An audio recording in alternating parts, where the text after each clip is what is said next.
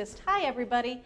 Thank you guys so much for coming out on what is still not really what I consider a spring day, but it'll happen eventually, I promise you. I would like to ask this question before I begin. Who is new to Senior Planet, has never been here before? Oh, good. Well, welcome. Senior Planet is one of the finest things in New York City, so spread the word because it's a really great resource for people. For those of you that don't know me, I am Abby Stokes, and I am the author of the revised book, Is This Thing On? A Friendly Guide to Everything Digital for Newbies, Technophobes, and the Kicking and Screaming. We all kick and scream. Is there anybody in the room under the age of 40 besides some of the interns that are here? Okay, so we all belong to a club that I refer to as the digital immigrants, which means you weren't born with a keyboard or a mouse in your hand. You know digital natives, it's your grandchild, and they hop on the computer and you were totally lost with what they're doing. Today, I want to talk to you about some of the benefits of what you can do with a computer and some of the ways that you can control or harness the information on your computer. I think the talk has a name. It does. It says, make every click count. I don't want to have it be that you waste any time with your computer. So we're going to walk through some benefits of the computer, but first we're going to talk about ways that you can organize what's on there. And we're going to repeat a couple of slides that you may have seen if you were here before. The most important thing with a computer is I don't want you to hurt yourself. So looking up at that slide reminds me that the National Institute of Health says that you should use a computer for 40 minutes and take a 10-minute break. So when you have a computer, be sure you also have a kitchen timer or a smartphone by your computer, and you can set it for 40 minutes so you take that 10-minute break.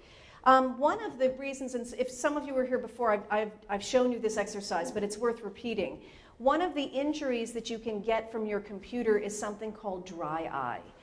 When I'm looking at you guys, I'm moving my eyes back and forth. When I'm reading a book, my eyes are moving back and forth. But when you're looking at a computer screen, it's just in the position where you actually don't have to move your eyes to look at the screen, and that's what causes dry eye. So when your kitchen timer goes off after 40 minutes, and you've got a 10-minute break before you go get that martini or a cup of coffee or whatever it is you're going for, I want you to do this exercise. Take your hands and rub them together until your palms are warm, and then you're going to put your hands over your eyes. And while your hands are over your eyes, you're going to roll your eyes around, take your hands off, and look in the distance. That is an exercise that prevents dry eye. So every time you get a chance with the computer after you've been on for 40 minutes, try to do that exercise. The next slide, some of you also saw if you were here at my other talk, this is to me the most shocking piece of information. And now that so many of us are using handheld devices, tablets or smartphones, we see it all the time. People are hanging over those devices. 60-degree angle of your head is 60 extra pounds on your spine. So your job now, even with that 40-minute timer for your computer, when it goes off, freeze. Don't move. Check in and see where your body is while you're using whatever the technology is that you're using so you can see what your bad habits are. So at 40 minutes, just stop and freeze and see, are you slouching over? Is your hand like a claw? Is your head hanging over your body? And if your head's hanging over your body, just remember that 60-pound thing and hopefully it will stop you because I find that terrifying. So let's get organized with your computer. I imagine for a lot of you, yeah, I know, Alita, I know what's happening with your photographs. For a lot of you, you've got documents and photographs on your computer that you really want to be able to keep, but now you can't even find where they are. That happens frequently. So, and in your emails, I think it's the same way. My mother, at one point, I checked her inbox with her Yahoo email account, and she had 18,000 emails. Because she doesn't like to throw things away. So, and I think that number is probably low for some people. So, who of you has more than 30 emails in your inbox? Right. I'm assuming almost everybody does. Yeah, how many zeros and how many commas? And how many people need to open up a document to see what it is? When you're on your computer, where you don't, everybody has that problem, and you can't find what you're looking for on the computer. So let's try to solve those problems. Before I taught computers, I actually had the occupation to organize for people. So I would organize your closet, I would organize your event, and the rule of thumb that I had for people with their three-dimensional paperwork that would come to them, their mail, I had it that you only had to touch a letter once. You either threw it away, you either answered it or paid the bill, or you put it someplace because you were saving it for later because you couldn't attend to it right now. That's the best way to manage your paperwork. That is also true for your computer. The best thing you can do with your email is only touch it once. So you either throw it away or report it as spam if it's something you don't want. You either reply to it. You can move it into a folder system. You can actually create a folder system with your email if you didn't know that, and you could move it into a folder system to hold on to it. Or, and this is really the exception, you leave it in the inbox because it's something you cannot attend to right now. So those are the 4 things you're going to do with an email. So at the end of the day, the only emails that are in your inbox are the emails that require some kind of attention. Don't think about the 18,000 emails that you already have in your inbox. The best thing you can do right now is start the good habit. Because if you wait until you clean up the inbox, it's never going to happen. But when it comes to doing homework like that, tidying something like your inbox or renaming documents, please don't set aside a time in your calendar and say, you know, Tuesday's the day I'm going to rename all my photographs. That is such a horrible monstrosity of a task to do. Instead, say, every day for 10 minutes, the amount of time it takes me to drink a cup of coffee, the amount of time that I watch whatever my favorite television show is, whatever that is, do every day a small amount of time, and you'll be better off accomplishing the task at hand. When it comes to naming a photograph or a document, you want to have 3 parts to that name. And if you guys have never named a document or photograph, in my book, there's an explanation for it, but one of the handouts that I have for you is how to create a folder. This starts you with a folder system. I can also send you an email with a step-by-step things about how to rename something. You just right-click on it and type in your name. But the essential thing for organizing the name is to always have who, what, and when. So if it's a Christmas picture, and you said Christmas 2015, well, that's good, but who's in the photograph, right? You've got lots and lots of Christmas pictures. If it's a picture of Aunt Beverly in her, Easter bonnet, well, that's great, but what year is Aunt Beverly wearing that Easter bonnet? So it's important to have those 3 pieces of information in either the photograph or the document so that you can identify who is it a picture of, or who is the letter written to. What is the content of the letter? Is it about my taxes, or is it a thank you note, or is it a letter of reference? So something about the what, and then the when should have the year, because you may choose to organize your photographs or your documents based on the content, based on who it's going to or who it's of, or the year that you do it. So you want to have those 3 pieces of information in there so you can always say who is in it, what's it about, and when did it happen. Does that make sense to you guys? So again, when it goes to start now with naming things properly, don't think about naming all the old stuff. That's what you're going to do later on. But from now on, we get photographs from people all the time that they've taken with their smartphones. And they send you an email with an attached photograph, and you pull it onto your computer, or the word most people use is to download. That just means to move it from one place to another. You pull it onto your computer, and at that time, in that 15-second window, that's when you can rename the photograph so you can organize everything. Don't go organize them at the end. The moment it comes onto your computer is when you want to click on it and give it the who, the what, and the when. And a folder system is super important. A folder system, and it can be like a family tree. So you've got the main folder, could be your name. So my main folder says Abby. Within that I have correspondence, travel, shopping, whatever those categories are. And within each of those folders, I can have it broken down chronologically or by subject. So don't think of a folder as you just have to have one folder on your computer. Within a folder, you can have another folder. My rule of thumb is if there are 6 or more objects on my computer that fit into a given category, it's worthy of a folder. So if I have 6 pictures of Aunt Betty from different Easter bonnets, I'm going to create an Aunt Betty photograph folder. If I have 6 letters or more to my accountant about my taxes over the year, I'm going to come up with what kind of a folder that's going to go into. So think about it that way. If you've got more than 6 of one item, that's about time for you to set up a folder to put that in. And you don't have to have all of this on your desktop. You can have one single folder on the desktop that then leads to all of the other folders. It sounds like a lot of work, But I promise you, if you start doing it now with the newly created documents or the photographs that you've added, then you can go back and clean up the mess over time. But if you start a system now, it'll also answer for you how is it you're going to want to name all of those things that you've already have on your computer, because you're going to start now with that system. It's also super important that the system is something that makes sense to you. Don't have it be the way somebody else is telling you to do it, because our minds all work in very different, great creative ways, and it has to be a system that you actually go, oh, I never call her Betty, I always call her Boo. So the folder should be called Boo instead of Betty, whatever that is that makes sense to you.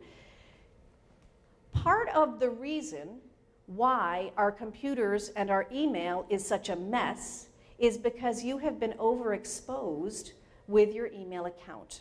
So that's why you're getting much more email than you probably normally would, because you're getting a lot of junk mail. So what I want us to do is I want to talk about using proper netiquette with your email account. Not only will it be convenient for you, because you end up actually being able to organize what comes in and out of your box, but you're also going to get less spam if we get better about how we organize things. So the first thing is proper netiquette, and this might be a repeat for some of you that heard me speak before. When you send an email to more than one person, you have a choice of 3 places to put their email address. The to box is the primary recipient's box. So if I was sending an email to my mom, I would put her in the to box. The CC box is the carbon copy box. Whoever's in the CC box can see who's in the to box. So if I send an email to my mom and she's in the to box, and I put my sister in the carbon copy box, they can see that each other has received that email. But if you put somebody in the blind carbon copy box, the BCC box, you may not have seen this before, but when you look at your email account, the to box is always there. Sometimes at the end of the to box or below the to box, you'll see the letters CC or the letters BCC. If you click on blind carbon copy, whoever you put inside that box will not be seen by the person in the to box or the person in the CC box, or by each other, those that are sharing the position in the BCC box. So let me give you an example. I'm having a dinner party for a friend of mine who's turning 50 on Wednesday, and luckily I think Con Edison's turning my gas back on. If they're not, it's going to be a room temperature meal. But if they get it back on, I'm making dinner on Wednesday. Everybody invited to the dinner party knows each other, and I know that they all have each other's email address. So without hesitation, when I send the invitation to confirm the time for them arriving Wednesday, I put them all in the to box, and that way they see who else is coming, and it's no breach of privacy. But if I were subletting my apartment, and I was sending an email out to 25 people, seeing if anybody knew of somebody to sublet my apartment, I would put all of those people in the blind carbon copy box so that they don't see each other's email address. You have to think of somebody's email address the way we've always thought of their phone number or their street address. I wouldn't give out your street address, so why would I give out your email address?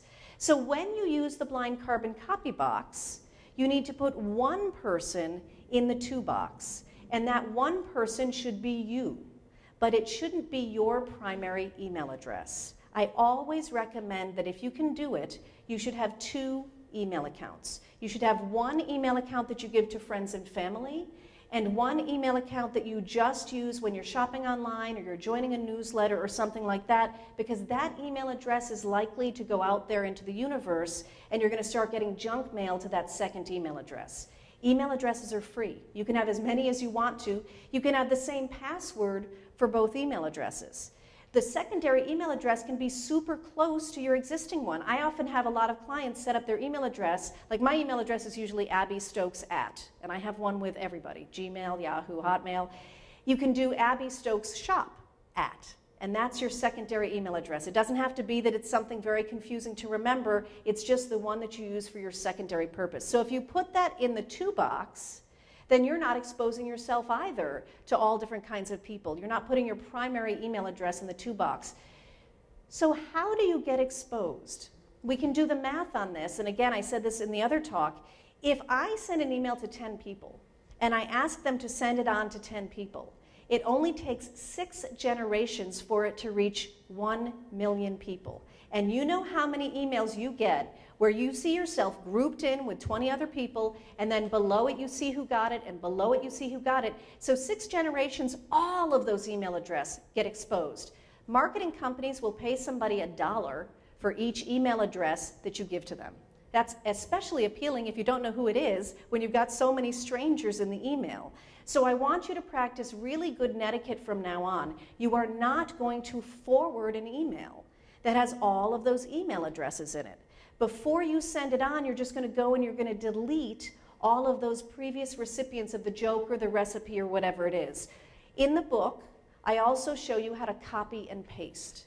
So you can either forward the email and delete all the previous recipients, or you can choose to copy the desired text from the email and paste it into a brand new clean email that you can send from your account. And it's 4 easy steps to do that. And if you don't want to buy the book today to get the instructions, you can always email me and I'll actually send you the steps.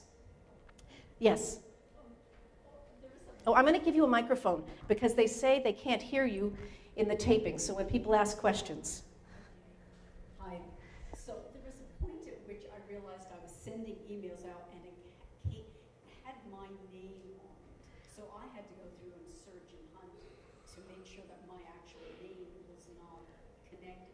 I'm not sure where that is anymore. Okay, it's a great, so her question is this. She has a secondary email address, right? And her second email address, she wants to remain anonymous. So she wouldn't choose, it wouldn't be Abby Stokes Shop because that's not very anonymous. When you set up an email address at the very beginning, you get to choose what name is, what was your question? It's actually not that. Uh-huh. Can you speak into the microphone? I'm sorry, it's identified with my actual account. And even though it had, say, like Lava Bean or something, right. Email, it actually said on there my name. Right, I was about to finish that. So that's okay, that's totally okay. When you fill out the form to start a new email address, the very first thing they ask you is what is your first name and what is your last name? And that is the first and last name that they associate with your email address, even if your email address is yellowbird52, when you filled out that form. So when you fill out that form, make your first name Yellow and your last name Bird, right? Nobody's sitting there going, I've never heard of somebody named Yellow. So anything you want to have it be, if in fact you discover that you have your name associated with it, you might be able to go into the settings and you might be able to change the existing name to whatever anonymous name you want to have it be. But that's the first moment to do it, is when you're actually setting up the account.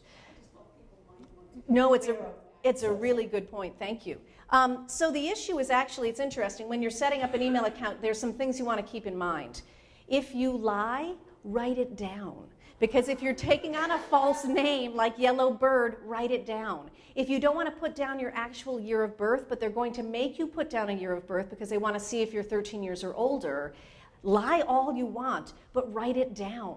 Because at some point you may have to confirm the information with your account and you won't know what the lie was as time passes, especially as we get older, we're always forgetting the lies, right? So I prefer to sort of tell the truth, but if you need to lie, and believe me, I've done it many times on the computer, make sure you write it down. And in that sort of case, where do you put the piece of paper where you've written the lie?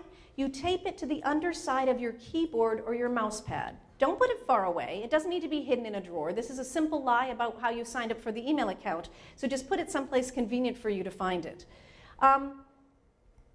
Did I finish that? Oh, no, the last part of this is we're protecting ourselves with the netiquette, right? We're being very good about the netiquette. And if you know a friend who is not good with their netiquette, you can either send them a copy of my book if you want to be super generous, but you can do what a client of mine did. At the bottom of her email in red, she's figured out how to do the red text in her email, she'll put in big letters, take me off your mailing list if you don't learn how to use BCC. Now, New Yorkers can get away with that. I'm not sure I would suggest that in a gentler part of the country. But it's a good idea to let people know there's an option where they can protect themselves and the other people that they send emails to.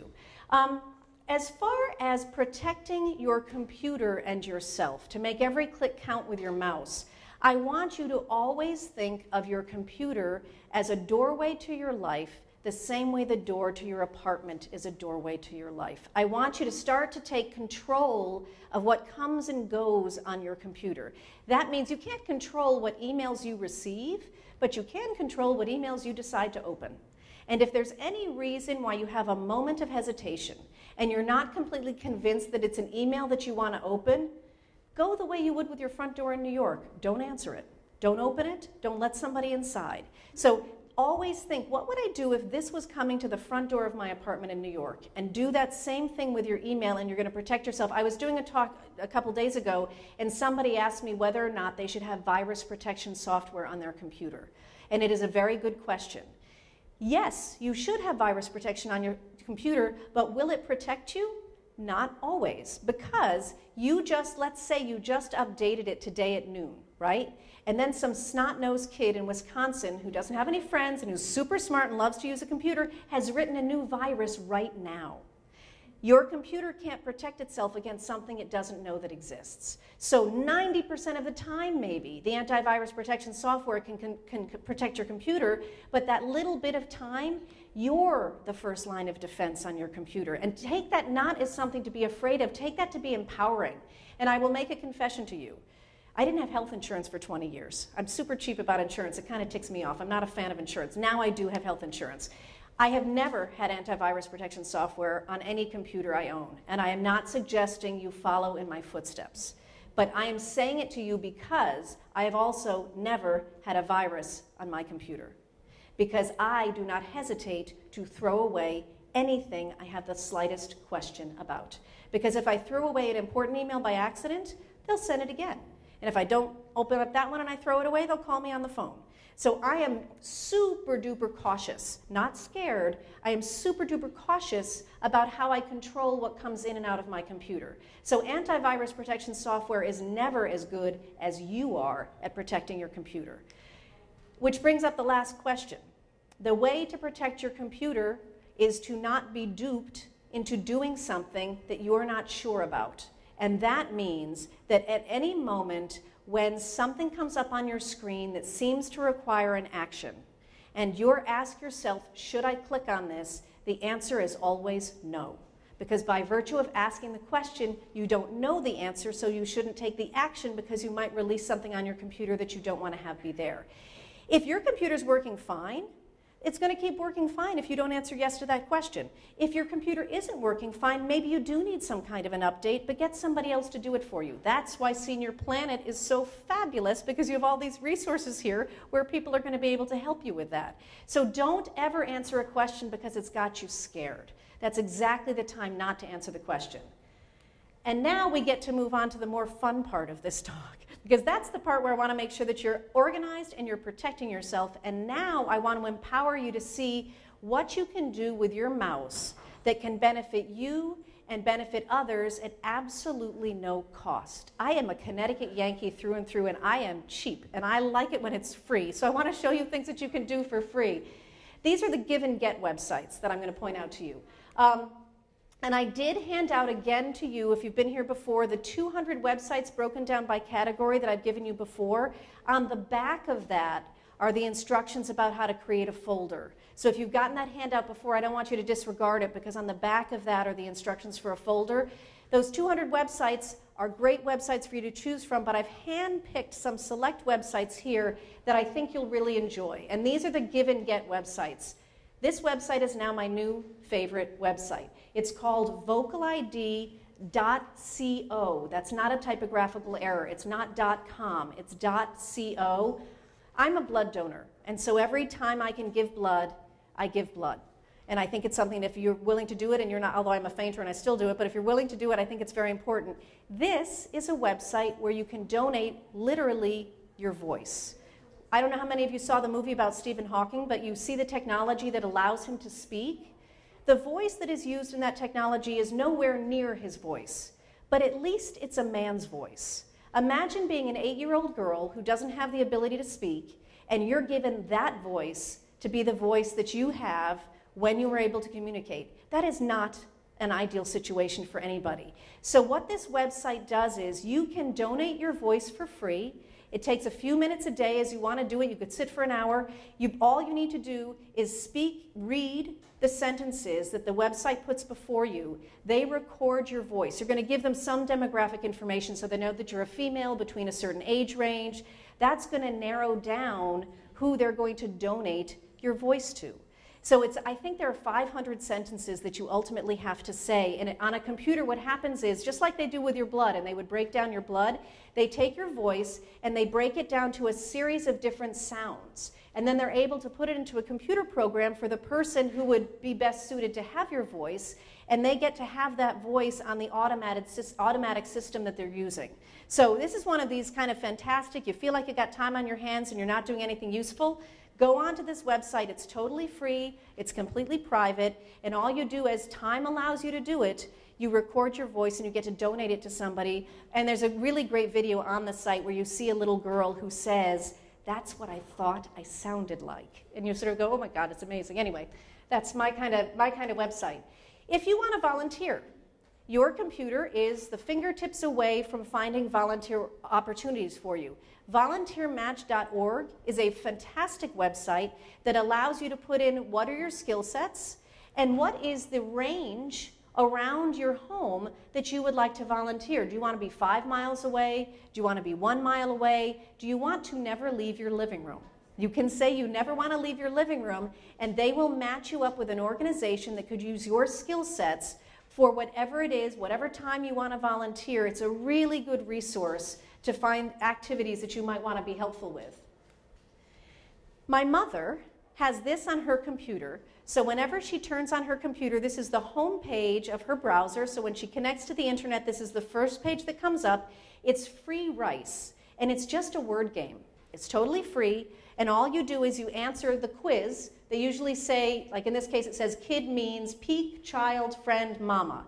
And you would click on child, and a certain amount of rice would be donated for every right answer that you give. And I'll warn you, as you play the game and you get better at it, the questions get harder, which is fun, but they do get harder. But every time you answer a question right, the sponsors automatically send a certain amount of rice to people in need. Now, you can't argue with taking 5 minutes at the start of your day or when you turn on the computer to do that. And it's so fun, it just feels good, and it didn't cost you anything.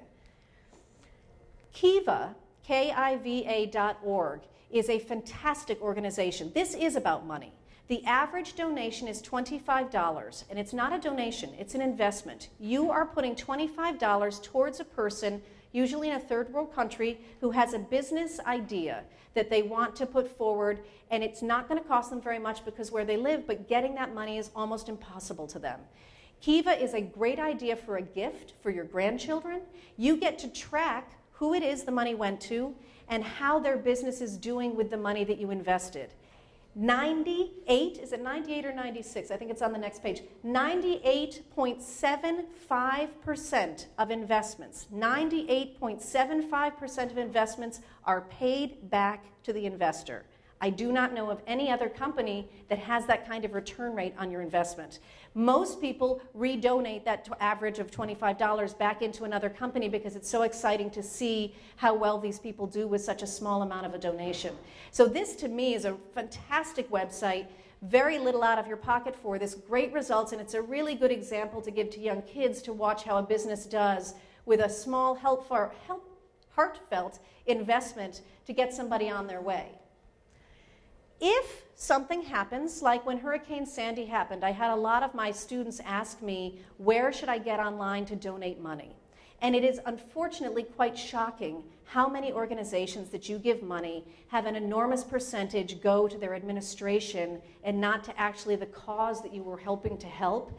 Give.org is a website where you can type in whatever organization you're thinking of donating money to, and they tell you exactly the reviews on the organization and what percentage of money goes to the administrative end and what percentage of money actually goes to the cause that you were hoping to help.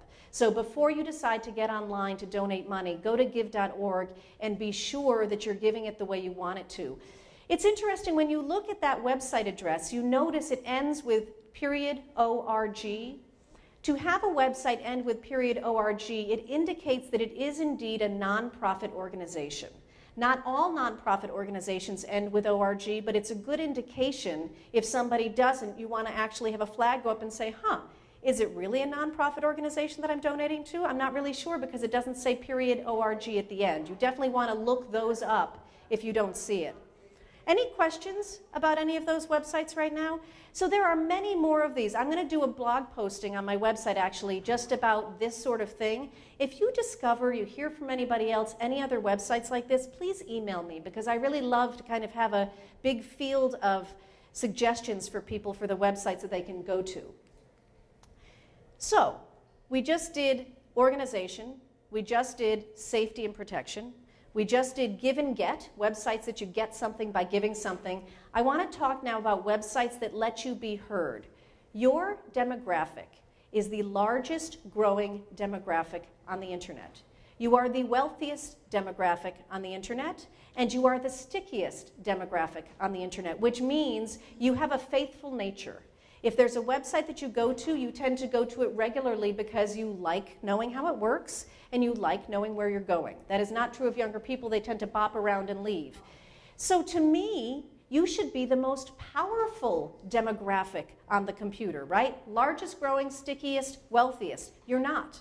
You're not because you're not taking advantage of being heard on the internet. So I want to empower you to actually find resources where you make your voice heard. And I want to show you some of those websites just to give you a statistic that I find fascinating. It was something like 70% of online shopping excursions by somebody over the age of 65 fail. And they don't fail because of you. They fail because the website is designed in a way that is difficult for somebody to actually navigate. I actually had a client, this was a few years ago, I taught her how to shop online, and she had a secondary email address for it, and she had a password specifically for shopping online, and she got online, bless her soul, for Christmas, and she had purchased all of the things to be shipped to California for her grandchildren on this one particular website. And she called me almost in tears saying, I don't understand. I filled the shopping cart. It has been an hour and a half of my trying to complete my purchase. Would you mind helping me? And so I said, sure. So I wasn't with her, so she read for me how she'd filled in her credit card information. It was all exactly correct. Underneath that, she was supposed to fill in her password. And so she knew what her password was. So the first box said type password, and she typed her password. The second box said confirm your password. And I said, Gillis, what did you type? And she said, I typed, I confirm. It's not her fault. It's not her fault. What did they didn't say retype your password. They said confirm your password. So to me, when they say that 75% of online sales are lost to people over the age of 65, it's because of those kind of design flaws. And do you know the total money in that? It's like 45 billion with a B dollars is lost from those sales not happening online. That to me is a pretty powerful demographic. So it's time for us to actually embrace our being a digital immigrant and say, I'm now going to take my power and I'm going to use it online. So one of the websites that lets you find ways that you want to use your power online is TED.com. It's one of my favorite websites. If you haven't ever visited it before, TED stands for Technology, Education, and Design. This started years ago with a conference where they wanted to engage people with creative minds how to solve problems that we have. If they could get a lot of smart people in one room to talk about a problem, maybe they could get a lot of those smart people to figure out how to solve the problem. So this website is built on 18-minute talks. They're called TED Talks, and they're given by some of the most interesting, innovative, and smartest people I have ever seen. So instead of watching television at night before you go to bed, why don't you turn on your computer and watch an 18-minute TED Talk and see if by chance there's something happening with the TED conference that you might want to join on the bandwagon and add yourself to whatever the program is. So TED.com, it's fascinating. It's if you've never heard of it and you've never visited it, I highly recommend you get on the computer. Again, it's free. They're only 18 minutes, so you're not stuck there for an hour watching something. And everything that I watch is fascinating on it. Why, lo and behold, what website is that? It's seniorplanet.org. Part of seniorplanet.org, if you look underneath their logo there, it says the words aging with attitude. I'm on the board of OATS, Older Adult Technologies, and we are the mothership of Senior Planet. And this was the vision of Tom Camber, and lo and behold, here it is in front of us. And I really think it's one of the most amazing things in New York City as a resource for those of us over 60 years old. Aging with attitude means grabbing it and saying, it's me. I'm aging. What's the choice, right? It's a fantastic thing to be aging. You're smart, you're wise, now be powerful. So please start looking at Senior Planet's website. Join their newsletter. What Senior Planet offers is fantastic. It's empowering. It's totally top-of-the-edge news. They also have not just talks like this, but they have lots of activities that they list in their calendar, which you might not find otherwise, which are really great. But I think if we figure out a way to be sure that we give each other our loud and powerful voices, we won't have it be that aging is somehow something that we see in a negative way, or that we're all trying to lie about and dodge. It's a great thing. It's a wonderful thing. I meet the best people here because of Senior Planet. So go to their website, see what activities they have, join forces. When you hear that there's something happen with the legislature in New York City that is not going to benefit people who are aging, that is time for you to get on the bandwagon and decide that you want to help and make your voice heard. Social networking. The talk next Friday is going to be about social networking, so I'll go into that in greater detail. But up here, what you see is on the left-hand side is Facebook, on the right-hand side is LinkedIn, and at the bottom is Twitter. If you think that there's no place in your life for social networking, I am not going to argue with that. But if you think that social networking doesn't have a place in having people be heard, then you're wrong. So it doesn't mean that you need to jump on the bandwagon to join Facebook or LinkedIn or Twitter, but I want you to understand the power of that technology, because that power of that technology can literally get a message to millions of people. It doesn't mean you need to join it. I just don't want to have it be that you kind of stop listening whenever you hear the word Facebook or Twitter or LinkedIn be said. When we speak next week, I will give you much more detail to sort of lead you into how you might want to take advantage of it, which you don't have to do. But I want you to pay attention when you hear it come up in conversation, because there was a revolution named after Facebook. We cannot deny the power of this technology. It just may be that you don't want to play with it yourself, which is perfectly fine. When you hear someone talk about the expansion of broadband, what they're talking about is trying to have it be that everyone in the United States has access to the internet, which they do not right now. All local libraries, I think, at this stage have Wi-Fi available in the library. But our libraries are at enormous risk of closing. They're closing every day. I was just in Connecticut doing a talk 2 days ago, and the legislation in Connecticut is changing, and they're about to lose a huge amount of funding. So your first thing is, the one place we know that we can always, outside of you lucky people that live in New York City where Senior Planet is, the one place we know in the country where you can have access to free technology and free Wi-Fi is your public library. So that's the first thing you want to support. The second thing is, when you hear the conversation going on about, oh, the expansion of broadband, should we do it, shouldn't we do it? The answer is unequivocally, it's yes. So the statistic is that if you make less than $30,000 a year, regardless of your age, 40% of those people, regardless of age, have never seen a website. 40% of those people. When you hear about the digital divide and you're concerned about people being left behind, it is not just those of us over the age of 60. It is those people that do not have the funds to either pay the monthly fee for an internet connection or to get their hands on the technology. It is going to get worse and worse over time for them.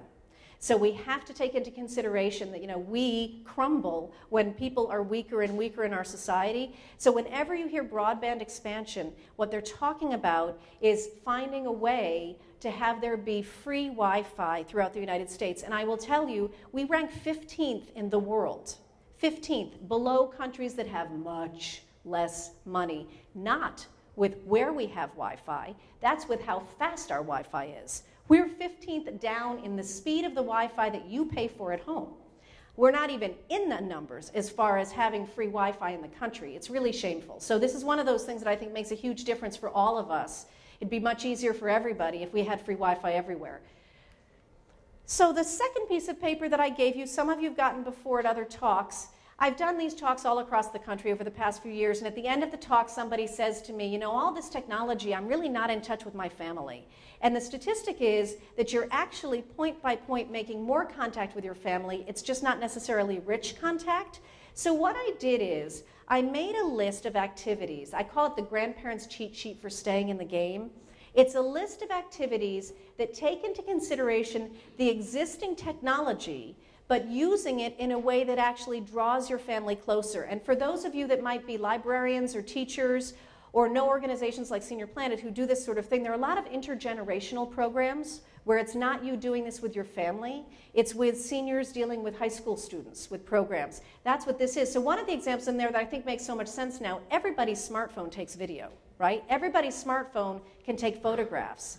So what if, with your family genealogy, there are lots of great websites that are listed with the 200 websites for you to record your family genealogy, but what if you started emailing with your grandchild and started having either questions that you ask them in an email or questions they ask you, and the next time you get together with their smartphone, they're going to record you answering or asking those questions. And before you know it, you'll have a collection, like a library of interviews about the family, and make it fun.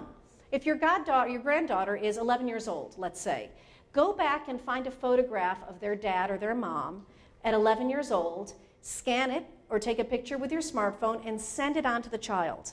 And say, what do you think your dad was thinking about when he was your age? Have him go ask the question, Dad, what were you thinking about at this age? Were you playing soccer like I am? Did you have video games? You know, did you have wireless technology? The answer is no. But set it up so there's this dialogue, but you're capturing the answers to the dialogue with the technology, so then you can share it with other family members or have it for later on down the road. Another example in there is, I'm a huge fan of board games. I love playing board games. Kids love to play games, either video games or games on their phone. It's interesting. Some of the games that they play on their phone are games that we used to play as board games, you know, Monopoly, chess, whatever that is. And sometimes a game starts out on a phone that gets so popular, Angry Birds being one of them. It's so popular they now made a board game of Angry Birds. So your homework assignment is to ask your grandchild, what games do you like to play? And they're going to tell you some of the games that they like to play. And you're going to find out if that game is also in a three-dimensional board game. So if they love to play Angry Birds on the phone, the next time they come to visit you for the holidays, you're going to have the board game in your house, and you're going to suggest you guys sit down and play Angry Birds together three-dimensionally. I guarantee they're going to want to play.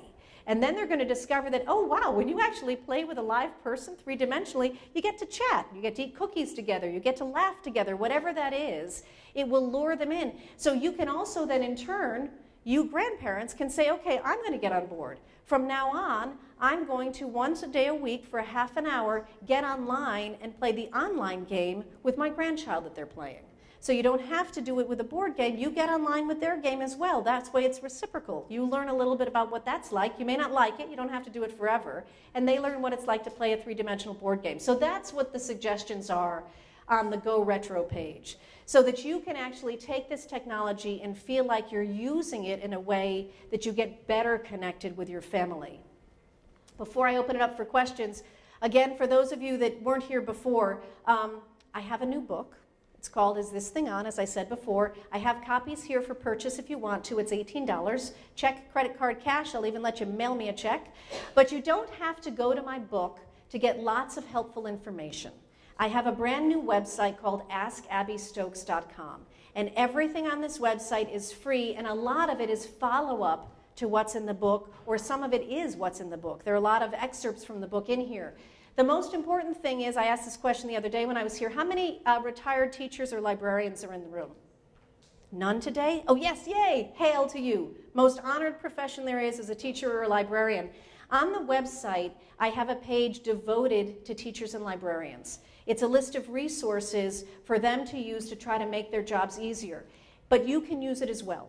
If you scroll down on the teachers and librarians page, there's a list of documents that are free for you to print from the website to use. One of the documents is the one I just gave you that has the grandparents' cheat sheet.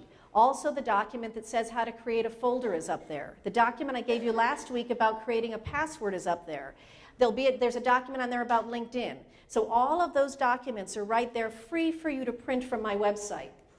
The other thing that I did on the website is, because I couldn't put everything into the book would be too heavy and too hard to use, is I created 14 videos that complement something that I'm trying to teach you in the book. So these are like 3 minutes or less. These are videos that show you how to put a passcode on your smartphone, or what is Dropbox in the cloud and how do you use it, or how do you get rid of spam on a tablet. So they cross between computer information, smartphone information, and tablet information, and they're there for free for you to watch What's important is underneath each of them, there's a little block of text there, and it has the words, click here for printable instructions. If you click on that, what you see are printable step-by-step instructions that you can refer to after you've watched the video. It's too hard to take notes while you're watching the video, and you can't necessarily do what you want while you're watching the video. So after you've watched the video, you print the instructions, and those instructions are broken down. If you have a PC computer, those instructions are there. If you have an Apple computer, those instructions are there. If you're using an iPad tablet, I've broken down the instructions to cover every platform. So iPads are in there, Android tablets are in there. Some of the instructions are 2 pages. So I want to be sure that you know about the printable instructions so you have a companion to the video when you try to take the action. And it's all free. You can share it with anybody you want. There's also the ability for you to join my newsletter.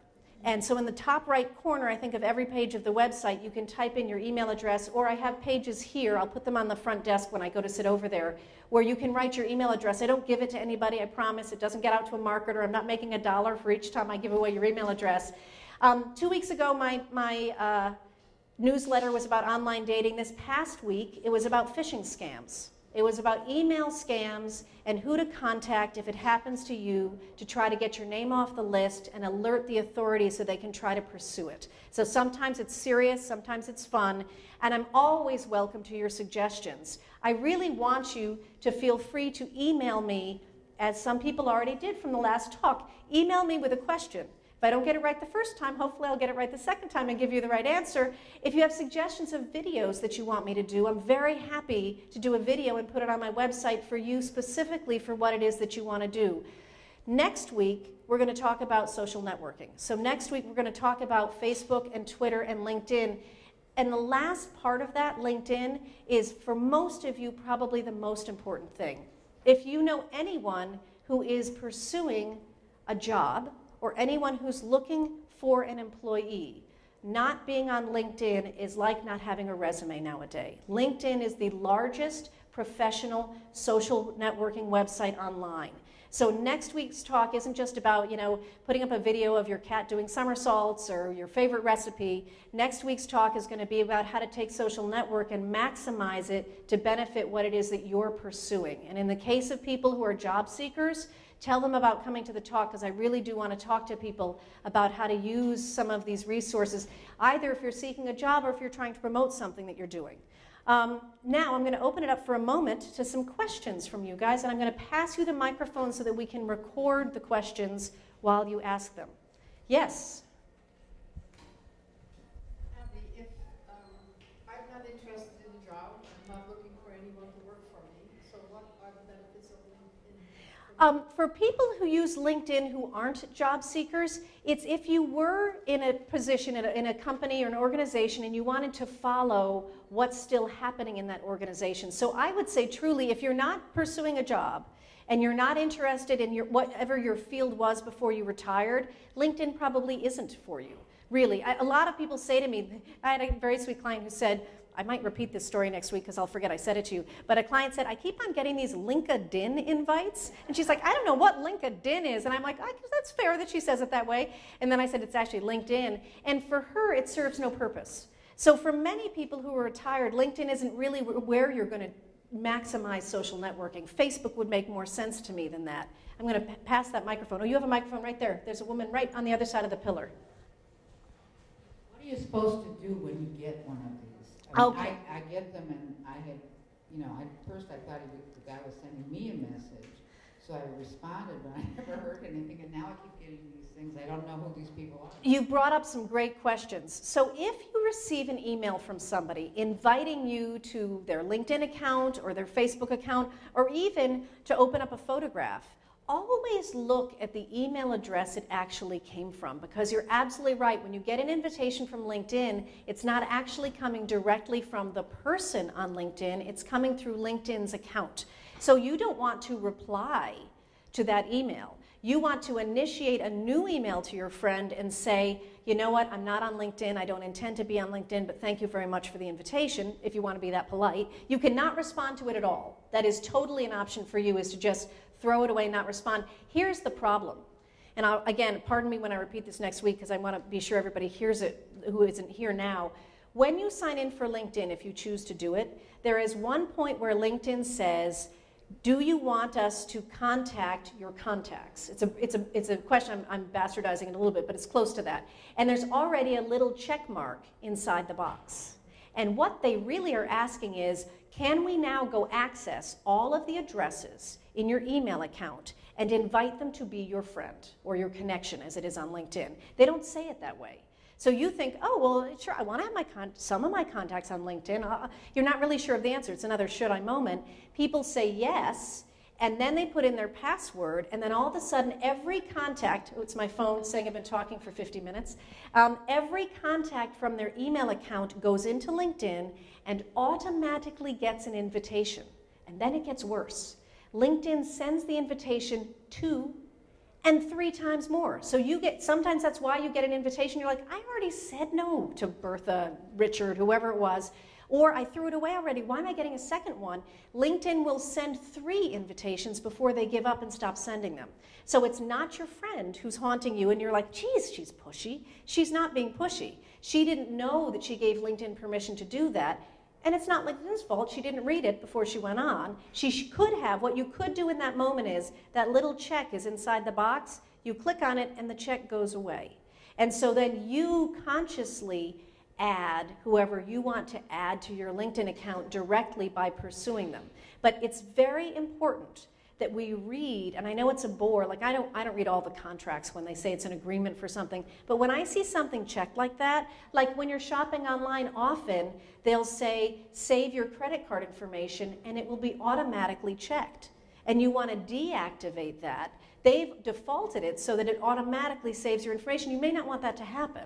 So it is super important when you're setting up these accounts, it's a should I moment. Like, if you don't understand what that is, then get rid of the check. Right? If they don't give you a choice, and the only way you can go on is to leave the check, you have to ask yourself a very serious question. Do I want to have a relationship with something, in this case a website, where I actually don't understand the steps I'm taking, and they're kind of pushing me into an uncomfortable corner? That's a moment for me where I back away and say, you know what, today's not my day to sign on to this website. And you know what, it may never be my day, and the world, again, will not stop revolving if I don't. So it's super important. So it's not LinkedIn's fault that that happens, but people don't know that that's the pattern of behavior, and they get frustrated with their friend for kind of pursuing them. Yes, so is there a microphone? This fine gentleman's going to pass it to you. Thank you. Hi, when you want to, or when you get a website that you don't want, and they keep sending you emails, and you can click on unsubscribe, then they ask you for your email address. Is it wise to unsubscribe that way? It's such a good question. When you click on unsubscribe, there are 2 ways that that can go for you. 1, it's a legitimate unsubscribe action that you're taking, and 2, it's not. And usually, if they ask you to confirm, to retype your email address, that means they don't actually have your email address, so they're just trying to get information from you. But if you click on unsubscribe and you see your email, there'll often be a confirmation page because they don't want you to unsubscribe, whoever it is. So usually when you click on unsubscribe, if it's legitimate, what will happen is their website will open or a page will open for you. Your email address will be seen, and it will say, you're about to unsubscribe, please click here to confirm. Your email address is seen. If your email address isn't seen and they ask you to type it in, you're not going to do that because that's a way for them to actually gather email addresses. It's so ridiculous, but it's true. And the less, I know, I'm so sorry, and the less it happens successfully, the less this will happen. That's why it has to be that you are the first line of defense on this. I realized I didn't turn off my phone and I just got a text message. I don't want to have my phone ring. You need to start behaving better and more aggressively with your computer, because the more aggressively you defend yourself and the less profitable these scams are, the less they will happen. Because nobody puts time and effort into something that isn't successful. So what I didn't say before is when you're writing an email, the subject of your email is just as important as what's in the body of your email. For yourself and for the recipient, don't put hi, don't put thinking of you. When you sent me an email, you were so specific with what was in the subject. It was him, and it was where he'd heard me speak, so I knew exactly who it was. Even though I didn't know your name, I knew it was an email I was comfortable opening. So from now on, we get lazy. The first email came along and it said dinner Thursday night. And you just keep replying to that email. Thursday's long gone, and the subject still says dinner Thursday night. Shame on you. I want you to use the subject so that you know what the email's about, and so what the recipient of the email knows what it's about. So from now on, be brief, but be specific in the subject, because I will stop answering emails. I won't open emails that have a subject that says hi, or no subject, or thought you'd find this interesting, because I often get emails from people who I don't know, so I don't know their email address to know if it's a legitimate email. I'd ask you to put in the subject, spoke at Senior Planet. Then I go, there's something legitimate to that, I'm going to open it. So from now on, when you send an email, always look up at the subject. And always be sure you've been clear in the subject so the person knows it's a legitimate email. That's the step I would take to open it. In your case with the subscribe and the unsubscribe, if you discover it's not a legitimate email, the only other action you can take is to report it to spam. And so instead of throwing it away, you're going to click on spam, although I shouldn't say that. The last blog post that I wrote has an email address. I think it's called report phishing at whatever. I don't actually know it by heart, but it's on my website. If you click on my website, you click on the word blog at the top, you're going to see a blog posting that says phishing is very fishy, PH, phishing is very fishy. In there is an address, and you can forward those bad emails to this organization, and they in turn, we can't control what happens on the computer unless we're reporting it. And so this is an organization where you can send those emails to them, and hopefully they will do their best to be able to stop them from sending those kind of emails. It's a very long answer to a very short question, but there you go. Any other questions? All right, yes. Oh, the fine fellow's going to give you back the mic. I noticed that you have the Ask Abby Stokes, there's an initial cap. Yes. You use the initial cap? I do, only to make it easier for you to read that. Email addresses and website addresses are not case sensitive. So you don't ever have to capitalize an email address or a website. But sometimes, like Meet the Press, if you see their website, you'll see that they capitalize the M, the T, and the P. That way you can distinguish from Meet, blah, blah, blah. So you can't tell what it is. It's Meet the Press because of the capital letters. So whenever I list my website address or my email address, I try to be good about capitalizing the first letter of each word only because it makes it easier for the person to read it. But it doesn't have to be typed in that way. Passwords are case sensitive. So it's super important that you know what's a capital letter. But with email addresses, there isn't an email address or a website address where it matters whether it's an upper or lower case. Yes? Right, it could be as Cabby Tokes, like LinkedIn, right? So I try to distinguish it that way. So what I'm going to do now is I'm going to pick up my stuff and I'm going to go sit at that table over there in the front. And I'm going to have paper for you if you want to join my newsletter. I'm going to have books for you if you want to purchase them. I'm going to have a special book there, actually. Oh, wait, we have a raffle. Don't go anywhere. We've got a raffle. There is going to be another book for sale, which is a book that I did with a friend of mine called Dinner Party Disasters, 18 Tales of Culinary Catastrophe. I have some of these for $5 too. But we have a raffle where I am giving away a copy of my book, which is right here. So, oh, great. Perfect. Thank you. All right, I'm going to, oh, that would be great. Thank you. All right, does anybody not get a raffle ticket when they came in? Oh, wait, we have one more raffle ticket here. Thank you, she's on it. She's all over it.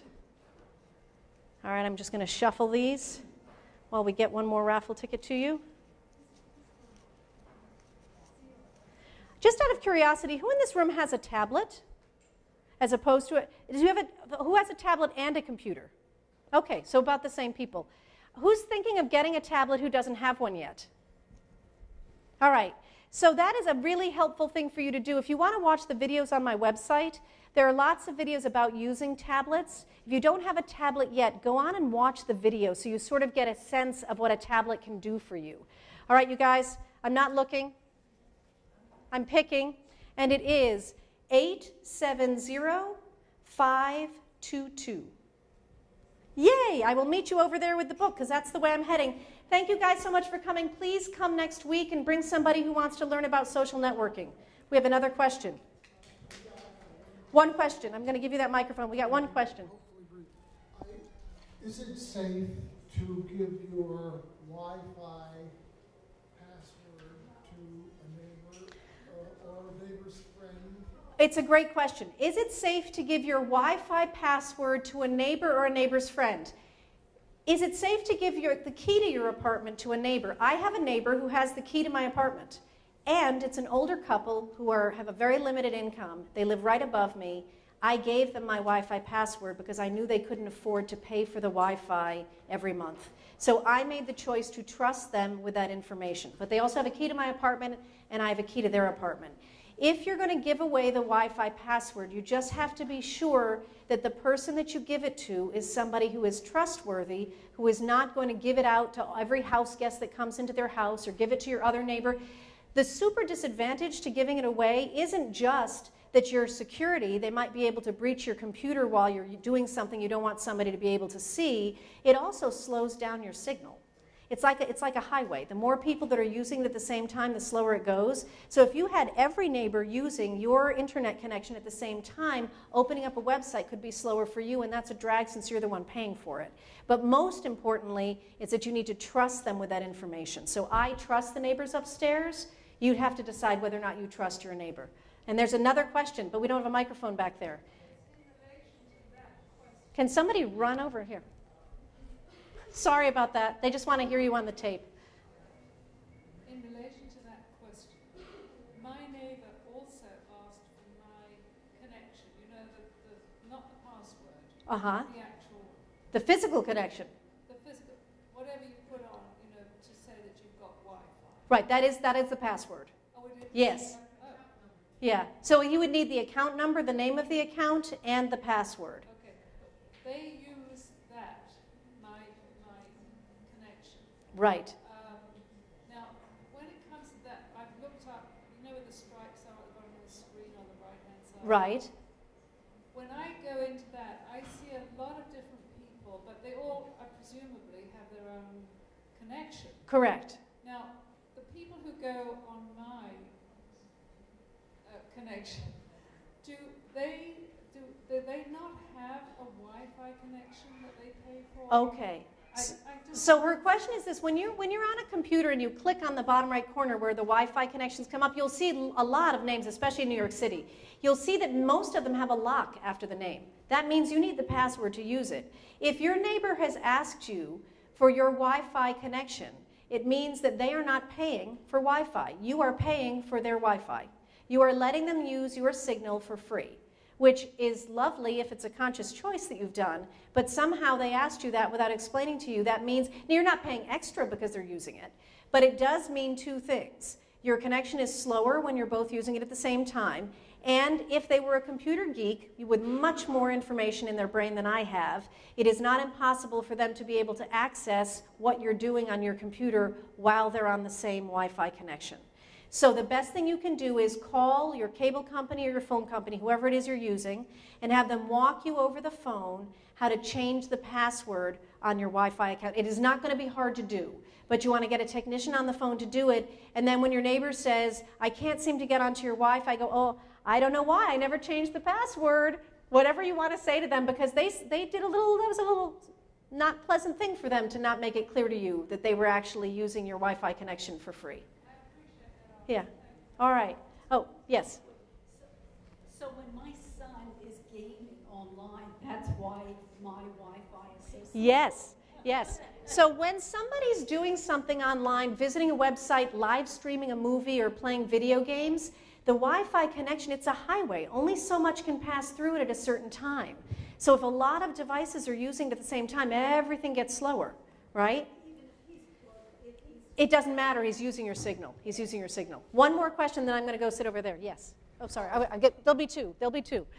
Okay. I'm just curious about if somebody else has access to your Wi-Fi and they use it to do something illegal, are you legally liable? Oh, yes. It happened to a man in New York City. His upstairs, he's the father of 2 children. He was a school teacher. The neighbor upstairs accessed his Wi-Fi and was visiting child pornography sites. The man's children were taken away from him, and he was imprisoned until they figured out what was happening. So yes, what actions, there's an address that happens for the signal that's going out, and whoever has that address, until you straighten it out, you are responsible for what people do on that address. It was a horrible story. This poor man was devastated. Lost his job temporarily, lost his kids, until they figured out that it was a neighbor that was using his signal. So super important that you protect yourself that way. And there was one more question. If I just got Wi-Fi in my apartment, if I get a tablet, can I use that and how do I do it? Do I have to sign it up differently or anything like that? So her question is, she has Wi-Fi in her apartment, so she's been using the Wi-Fi with a computer. She's thinking of buying a tablet. Your tablet will feed into the Wi-Fi on your computer. I can't give you the steps of how to do it because I don't know which tablet you have, but I will tell you something. If you bring your tablet into Senior Planet, they'll show you how to hook into their Wi-Fi, write down step by step what they did. The exact same steps are what you're going to do when you go home to your apartment, but it's going to be hooking into your Wi-Fi instead of the Wi-Fi here. But absolutely your tablet, and the difference is your tablet will work faster when it's on your Wi-Fi at home instead of using the cellular data plan if it has one.